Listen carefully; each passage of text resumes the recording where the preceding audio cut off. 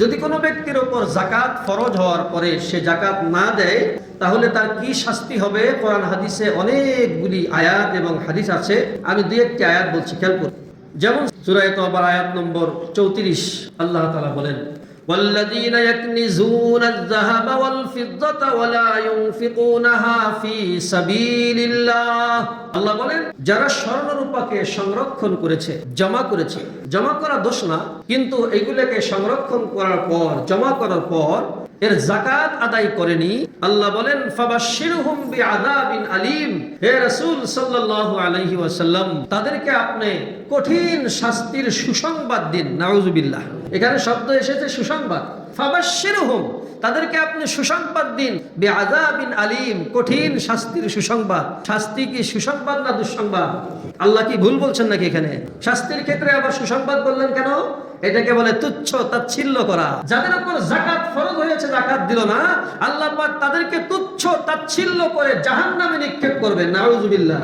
চোরে চুরি করছে, মার খেয়ে কান্দে, পাশের থেকে বলে কেমন লাগে, মজা লাগে। এটা কি তারা আদর করে কইল না তাচ্ছিল্য করে বললো? তাচ্ছিল্য করে, তুচ্ছ করে বললো। যাদের উপর যাকাত ফরজ হয়েছে এরপরেও যাকাত দিল না, আল্লাহ পাক রাসূলকে বলেন ফাবাশশিরহুম, তাদেরকে আপনি সুসংবাদ দিয়ে দিন। কিসের সুসংবাদ? বিআযাবিন আলীম, যন্ত্রণাদায়ক শাস্তির সুসংবাদ। শাস্তি তো সুসংবাদ হয় না, দুঃসংবাদ হয়। এটা তুচ্ছ তাচ্ছিল্য করে বলা হয়েছে। নাউযুবিল্লাহ। মুহতারাম হাজিরিন, অনুরূপভাবে এর পরের আয়াতে আল্লাহ তাআলা বলেন, ইয়াউমা ইউহমা আলাইহা ফি নারি জাহান্নাম ফাতুকওয়া বিহা জিবাহুম ওয়া জুনুবুহুম ওয়া যুহুরুহুম হাযা মা কানাজতুম লিআনফুসিকুম ফাযুকু মা কুনতুম তাকনিজুন। সারমর্ম হলো, আল্লাহ তাআলা বলেন, যারা যাকাত দিল না কিন্তু সম্পদকে জমা করলো, যাকাতকে আদায় না করার কারণে এই জমাকৃত সম্পদগুলিকে জাহান্নামের উত্তপ্ত আগুনে তাপ দেওয়া হবে, গরম করা হবে। নাউযুবিল্লাহ। এবার এগুলি কি করা হবে? ফাতুকওয়া বিহা জিবাহুম ওয়া জুনুবুহুম ওয়া যুহুরুহুম।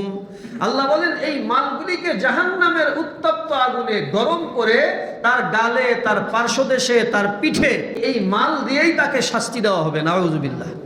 আর বলা হবে, তাচ্ছিল্য করে বলা হবে, খেয়াল করুন, হাযা মা কানাজতুম লিআনফুসিকুম, এটা ওই সম্পদ যেই সম্পদকে তোমরা নিজেদের জন্য জমা করেছিলে কিন্তু যাকাত দাওনি।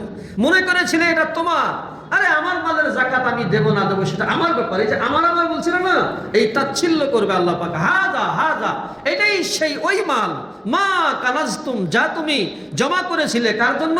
লিআনফুসিকুম, নিজের জন্য জমা করেছিলে, নিজের বলেছিলে, নিজের। এখন কি হলো?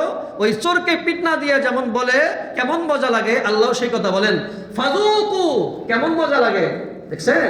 ফাযুকু, মজা গ্রহণ করো, মা কুনতুম তাকনিজুন, যাকাত না দিয়ে শুধু জমা করছো, সেই মজা এখন গ্রহণ করো। নাউযুবিল্লাহ। এটা আয়াত বললাম, দুইটা আয়াত।